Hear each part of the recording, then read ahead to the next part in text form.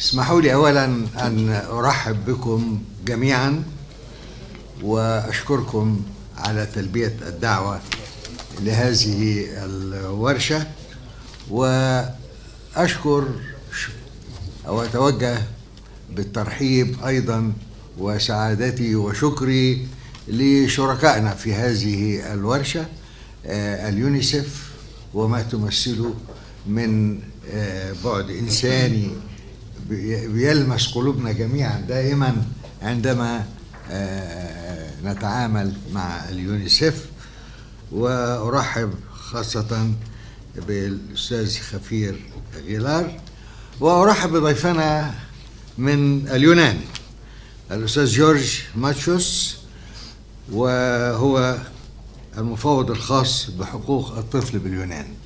والحقيقة أنا برحب بيه ترحيب خاص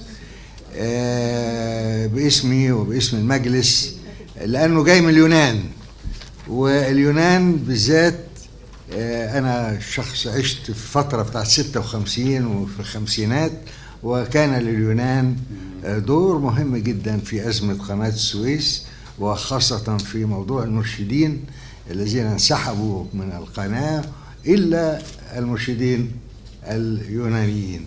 ليس هذا فقط، ولكن عندما جمدت الأموال المصرية سنة 56 في أزمة القناة، جاء رجال أعمال من اليونان وفتحوا حسابات خاصة بالعملة الصعبة لمصر إلى أن أفرج عن هذه الأموال.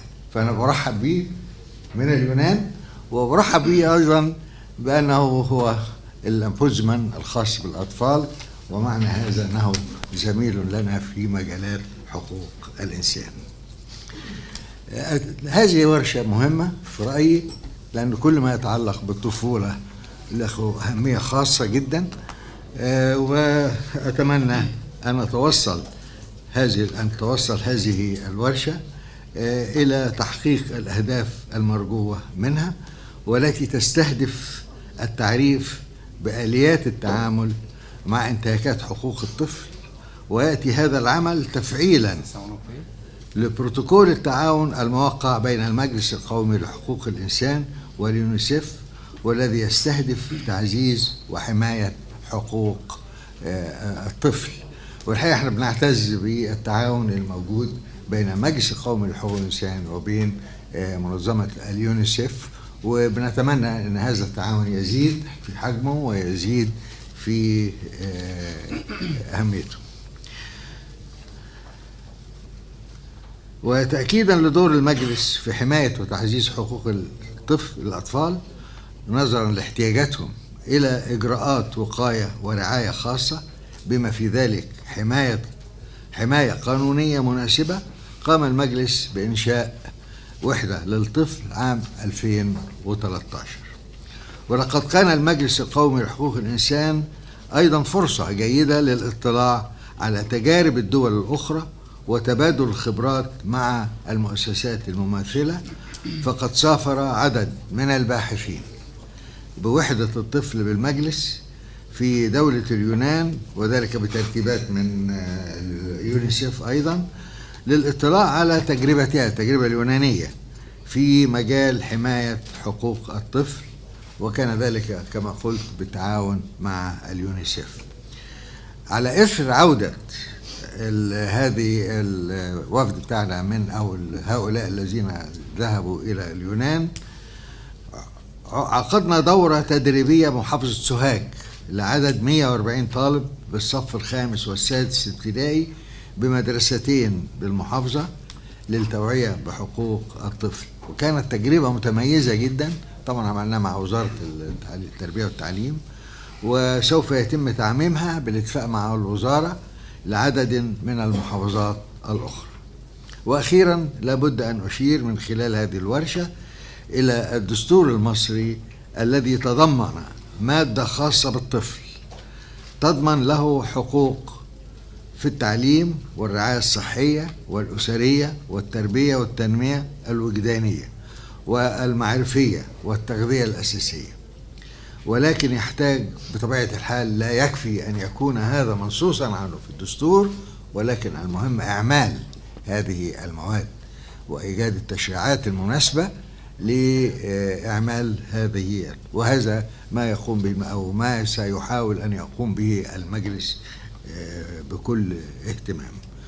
وفي النهاية أتقدم للجميع بالشكر، وطبعا يسعدني جدا أن يكون معنا الأستاذة المناضلة الكبيرة عضو المجلس القومي للحسان الأستاذة شاهندة مقلد. وفي النهاية أتقدم لكم جميعا بالشكر، متمنيا أن تخرج هذه الورشة بالأعمال اللازمة لتعزيز حقوق الطفل، مؤكدا على أهمية استمرار التعاون. أشكركم والسلام عليكم ورحمة الله.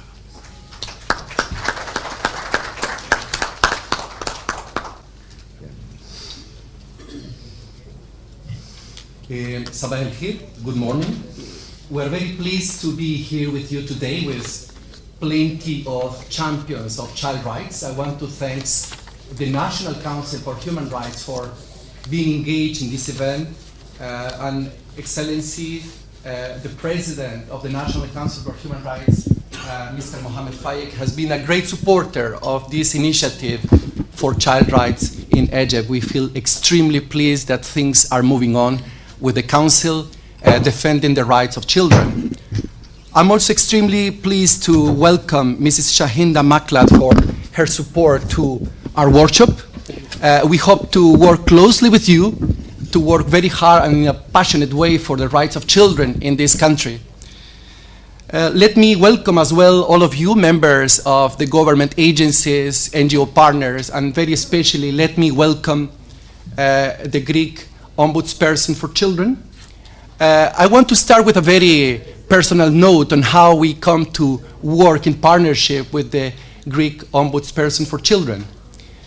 A few months ago, when we started the partnership with the National Council for Human Rights, we were trying to identify a few good experiences from around the world on how we can learn from existing councils dealing with children in particular.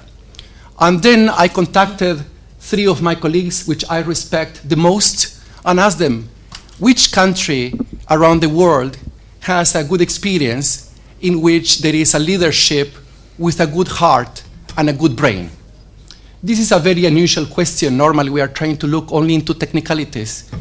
But the reason why I ask this from my colleagues is because I'm convinced as a UNICEF person that if we want to promote and protect child rights, it has to be with passion and with brain.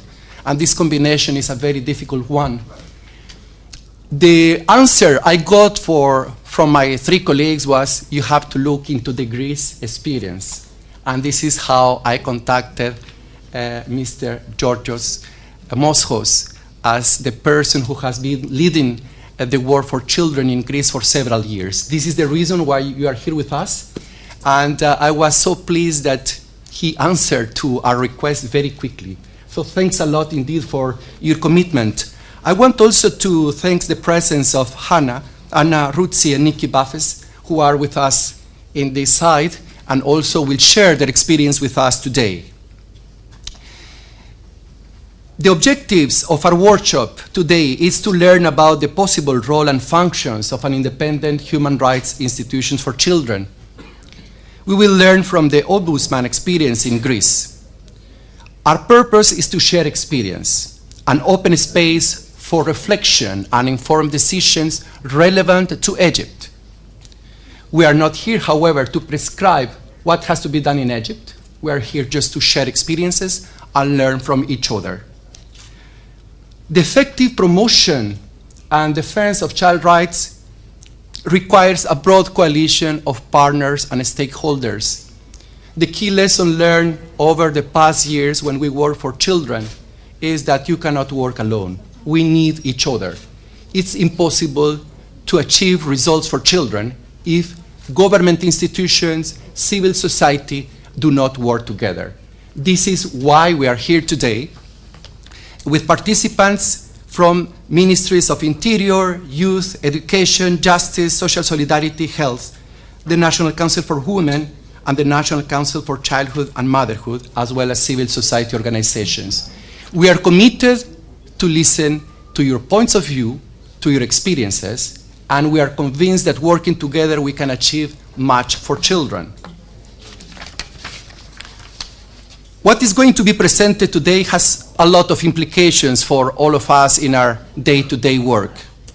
We will invite you to think about what every one of us in our respective functions and specialties can do to promote and protect the rights of children in Egypt within our respective organizations. The call today in this workshop will be a call for working together for children. If we look at the progress that Egypt has done in the past years, I think we should be proud of many achievements. We have a very good legislation for children. In 2008, there was an amendment of the child law. If we look in particular at the Chapter 8 of the child law, we have excellent standards for the protection of children in need of care and protection, but also for children who are in conflict with the law. As a foreign national, I feel a little bit jealous of Egyptian constitution because you have such a strong article recognizing the rights of children. This is an incredible achievement. You have criminalized as well female genital mutilation, and there is a number of policies that have been developed for children. Those are things we should be proud about when we work in this country. It's an excellent basis for children. However, we also need to point out at the unfinished business. Working for children does not stop with legislation. Working for children means achieving impact, realizing their rights on everyday basis. The implementation of the law in the country still deserves a lot of attention. We need to work harder in really reaching the most vulnerable children in the country. And we need also independent mechanisms to monitor the implementation of the Convention on the Rights of the Child. Now, what we will be discussing with the experts today is the relevance of these independent institutions for human rights. And when we started discussing with the Council, with President Fayyad a few months ago, many people told us, what is this going to add to the existing framework of institutions in the country? And the Committee on the Rights of the Child is very clear on these lines. We need independent institutions that are from outside the government capable of analyzing what is happening to children in a practical basis, how policies are being implemented, and what impact does it have on them. So there is a lot of added value in the work that you are doing, President Fayyad, on establishing a child rights unit. But if I can summarize, I will not talk too much because the experts are next to us. But in a few points, the relevance of having an independent human rights institution for children in Egypt would be first. Our target should be at improving the performance of national institutions that are working for children. This means government as a matter of priority, how the services provided, public services provided by the government are reaching children, but also to some extent how private interventions also help or not children. Having an independent mechanism as well, it's a good way to increase accountability. Of course, we all feel a little bit concerned when someone is looking into the way we operate. But if we really want to achieve something for children, independence in monitoring and observing the real impact on children is essential. This type of mechanism as well is an excellent way to provide remedy and reform where things go wrong. And this is not exceptional to Egypt. Any country in the world, whatever country, you can tell me, no country has fully realized children's rights. This is a big aspiration, and we have to work in the most practical way possible to reach our objectives. It's also important to see that monitoring from outside adds a lot of value to these mechanisms. And independent institutions for children are not implementers, they are not service providers, and they do not take binding decisions. The purpose here is not to replace courts of justice, it's simply to add value to the way we look into the realization of the rights of children. Happy to be here with you today, together with my colleagues. Yes, I feel it as a step forward in the friendship of our people, but also I feel that it is part of my task as a defender of children's rights to get to know other people around the planet or in our neighborhoods. We are neighbors. Egypt and Greece, to exchange and empower ourselves in order to be really stronger in defending and promoting children's rights.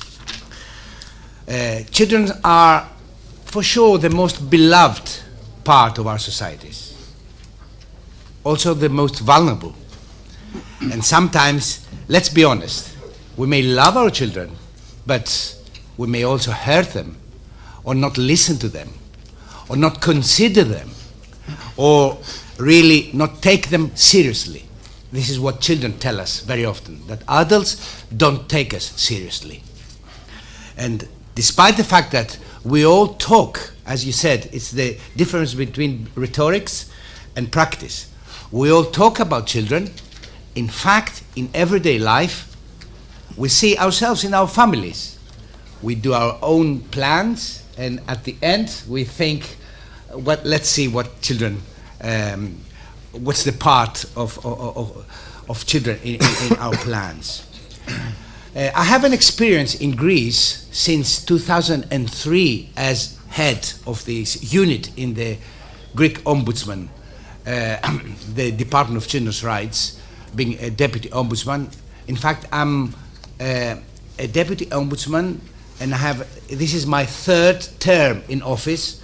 I go along together with the ombudsman for in the independent authority of the Greek ombudsman, who is appointed by the Greek Parliament, and he chooses his deputies. But I have also a long experience in working with and for children since the early 80s. After my studies, I have studied law and criminology, and I really focused on children's rights. And today I would like to really share with you our experience and also learn from the efforts that you have delivered already, or you're promoting here in Egypt, so that we hope that what we have succeeded in Greece may be useful for you, and also what you are trying to promote here in Egypt will be also useful for us in Greece and for Europe in general. I can remember early in the 2000s, 2001, 2002, when in Greece we're discussing about creating an independent authority, children's ombudsman. What has been exchanged? At that time, I really studied hard what happens around Europe.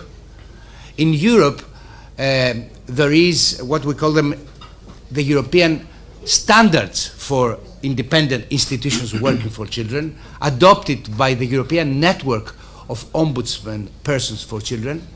So we studied these, and then we tried. At that time, I was at the NGO sector, and we were promoting the idea of having an independent authority in Greece. The Greek Parliament decided that the Children's Ombudsman becomes part of the General Ombudsman. At that time, I had a different opinion. But through the years, I realized that it was a good choice, and I tell you why. It was a good choice because in order to have a good effect in the society, you need high credibility, not to mix up people, and you need as many friends as possible. You need to be really in an institution that is well recognized, credible, and accepted by Parliament and by the general society, not just by government. Yes, you need good collaboration with the government, but this is not enough. So, in fact, what it happens in Greece is there was a new law in early 2003 that described the mandate of the Children's Ombudsman, which is a little different from the General Ombudsman. I'll tell you some examples in a minute. And allowed for a deputy ombudsman as a head of this new department to develop and make steps forward in realizing the law provisions. So this is what I have done and worked together with my colleagues all over these years since 2003, and I would like to share with you some of the achievements and some of the challenges that I'm sure that are common with the challenges faced by your institutions here. So, let's start with the most important challenge. When you talk about children, it's a different language and a different approach and different tools and methodology that you're going to use. You cannot just work as in legal terms as a lawyer. You need really to understand better, to go out and reach and listen carefully. And sometimes children may not speak in language, but they speak in non-verbal ways. They speak in the way that they behave. So you really need a well-staffed team that is well-trained and can understand. And as you correctly said, you need a law that allows you to go there and investigate. You need a law that allows you to go to institutions, to prisons, to hospitals, to neighborhoods where perhaps more marginalized part of the society live, and make your good observations. And then you need a good team of lawyers and specialists, psychologists and other, a multidimensional team to come back to office and see what you have seen there, translate it to concrete proposals that, the strong holder of the knowledge about children's rights. Nobody could be that. So you need to well know who else is the shareholder, your partner in your society. Public institutions, specialists working in the government, universities, NGOs, very, very important to know how NGOs work. And let's be honest, sometimes NGOs have conflicts and they don't work together easily. They search for the same money or they want to show up, but they always have the power because they are close to children, they're close to families. So you really have to develop a language and a context where all these people meet. So really you need to have a good system of elaboration of information and some good colleagues in your office to be able to translate it and make it ready to make it as proposals to the government. Now regarding investigations. You know that there are in Europe, I studied before taking this position, I studied all different legislation and practices and examples. There are some children's ombudspersons, or they call them commissioners, or they have different names, that they don't investigate cases, or they very few. They choose very few cases when they investigate, but they do mostly the promotion work. Well, in fact, I believe that you have to do both, but not be overwhelmed by the investigation task. It's not really the ombuds or the human rights institution office that's going to resolve all the problems of children in your country. It's impossible. In my country, I have 2 million children. In your country here, how many children? 30 million. 30 million children. If you have 30 million children, I can tell you every year you could have 100 million complaints.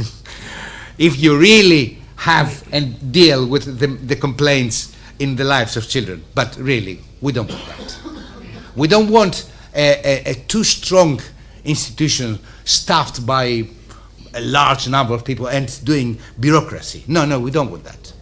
We want some examples of complaints to show how, in fact, what happens, in fact, around the country with local services, with judges and prosecutors and penal and courts, although in fact our role does not interfere in the judiciary. We are independent from the judiciary. But we want to see how it actually works if you send a case to the court? Will it be actually well treated and protected? And then you want to see how people feel in practice when there is a violation and when it's the local social services deals with it. Are people happy with it? Are you, as a supervising institution, are you happy with the final result and the protection of children? Can everyone reach the local or regional services? What happens with children with really bad experiences in family or in other social contexts that are in fear and they cannot speak to anyone? Can someone reach them? That's very hard. So you really need a combined system of outreach, complaint examination, so it has to be known to the society so that people can reach you. Sometimes complaints are not real or they are not serious enough, but sometimes a complaint can show you exactly the difference between law and practice. والحقيقة اليونان أيضا دولة صديقة من يعني هي مصرية أكتر من المصريين. أنا عايشت المرحلة دي، أنا ست في سن كبيرة، فعايشت مرحلة إن الصداقات المصرية اليونانية والعلاقات المصرية اليونانية كانت علاقات وطيدة وإن شاء الله تظل كذلك. أنا استمعت بإنصات شديد للملحوظات جميعها، وأعتقد في مجال العمل إن شاء الله هنكون يعني نضع هذه الملاحظات في الاعتبار ونحن نمارس هذا العمل الجليل، لأن الأطفال هم زهور الدنيا وزهور العالم وزهور المجتمع، وهم الذين نتمنى أن يعيشوا في وئام وسلام. بس أنا في نقطة أنا أريد أن أوضحها الآن. أطفال منطقة الشرق الأوسط الآن يعانون من الحروب والترويع والإجرام الذي يمارس ضد شعوبنا، فهؤلاء يجب أن يكون لهم الاعتبار الآن ومستقبلا بإذن الله، وأشكركم.